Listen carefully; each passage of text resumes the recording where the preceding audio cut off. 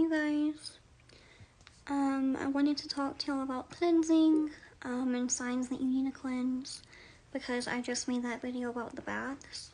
So if you feel like you might need one but you're not sure, you can watch this video. I have to cover my behind. Do I believe that spirits and negative energy can cause physical symptoms? Yes, I know that for a fact, 100%. But you also have to be rational and understand that you are just as spiritual as you are physical, and vice versa. Go to the doctor, get checked out. If you're feeling moody, depressed, suicidal, anxious, go to your psychiatrist. Don't just blame it on a spirit. Take it as an accounting factor, cleanse, and then if it persists, go to the doctor. That's just my opinion. This does not replace medical advice. Just getting that out of the way. Speaking of mental health, one of the first signs is really bad thoughts. I know some of us struggle with depression and anxiety as empaths. That's just how we are sometimes. But if you're not really a person that has depression or has anxiety and it's come out of nowhere, especially if you're anxious and you don't know why,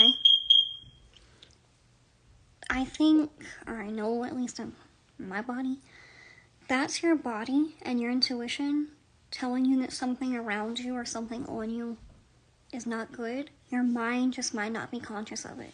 You might not know that about yourself.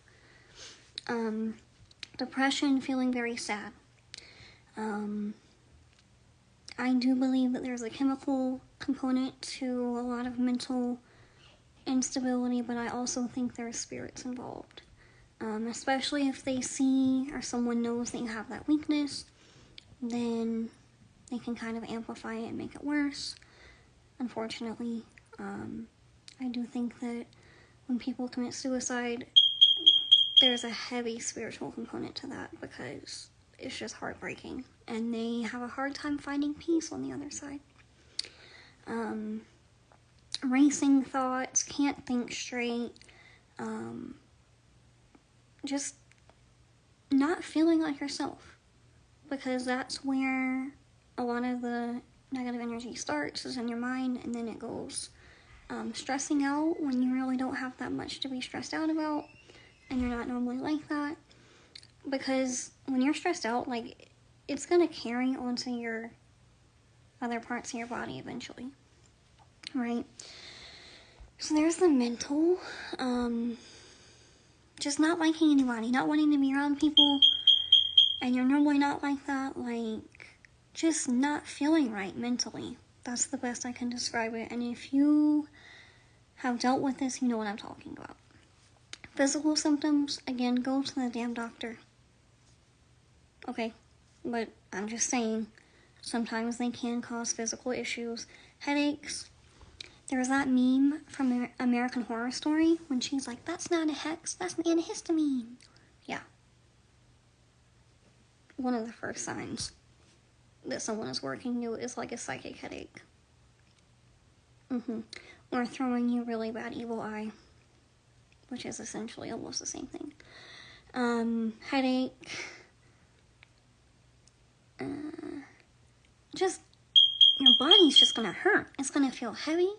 You're gonna feel like you've got 1,000 pounds on you and you don't, on your back or something. It can cause backaches. So the best advice I can give you is cleanse, and if it doesn't go away, see a doctor. But if you cleanse and that pain goes away, there you go.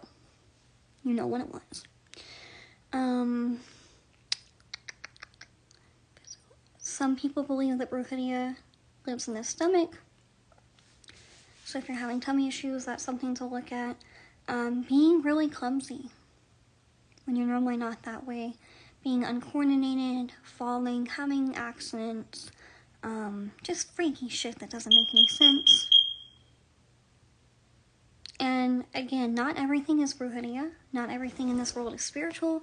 But if I'm telling you these things and you're like, I got that, I got that, I got that, and you're being truthful with yourself, call a thing a thing. you need a cleanse. It's life. And I was a flyer. I was a cheerleader for a long time. So I have good balance. Do y'all know what it's like to weigh 100 pounds and be on top of like 8 people? You have to be balanced. So I know. I'm never gonna lose that cheerleader's body, God willing. What else? When you can't sleep, insomnia, nightmares, very violent nightmares, a lot of dreams of people attacking you or bad things happening to you or your loved ones over and over and over. Like, that's definitely something to pay attention to and cleanse. Sleep paralysis, I've had a lot of experience with that because a lot of people will try to attack you when you're sleeping. Excuse me. I drank a lot of water. Yeah, a lot of people will try to attack you when you're sleeping. That's not a secret. A lot of people do that. That's why I'm kind of blessed, because my sleep schedule, as crazy as it is, not that I'm scared of these assholes, but you know, still, nobody knows when Nikki's sleeping, unless I tell you. So there's that. And also, in dreams, people will tell on themselves. If someone is messing with you, because you can need a cleanse and it not be brujeria. Okay? But in some cases it is, because people are psychotic. People will tell on themselves in your dreams because they might want you to know that they're fucking with you. Or they might not actually be working you like that, but they might try to manifest, you know, you receiving a message from them that they are. That way you have that thought and you end up hexing yourself. That's why, like, I tell you guys, if it comes up that you have brujeria on you, which it doesn't for all my clients, because I'm a realist, right? I try to be when it comes to that. If they do have brujeria, then I tell them, like, look, don't be scared. Just cleanse, move on, handle it, let it go. It's life. It's part of being spiritual. People have no couth. But don't feed into it. Be aware, not anxious. Like Dr. Mike says.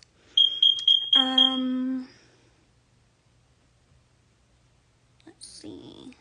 Okay, in relation to dreams and stuff, if you feel cut off from your spirits, like let's say that on average, you've had a couple dreams a week that are very clear. They might even have your spirit guides, your ancestors in them, and you know yourself. You know, at that point in your journey, that is your routine, right? You're used to it. If all that stops, there are some sick motherfuckers that will try to block you from your spirits. Nobody can take your spirits away from you. And I've seen people think that they can. And let me just say this. Think about it. Do you know how much of an arrogant son of a bitch that you have to be to think that you can command, let's just, for funsies, an impungo, a loa? I don't know if people try to take orishas from people. I'm not in Santo anymore.